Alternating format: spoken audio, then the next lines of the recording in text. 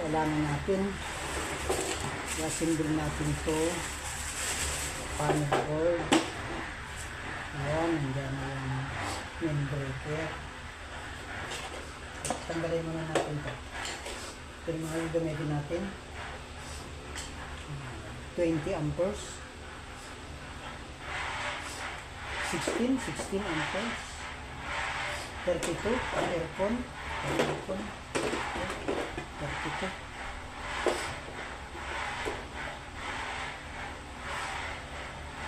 Ito 20 pang outlet C20.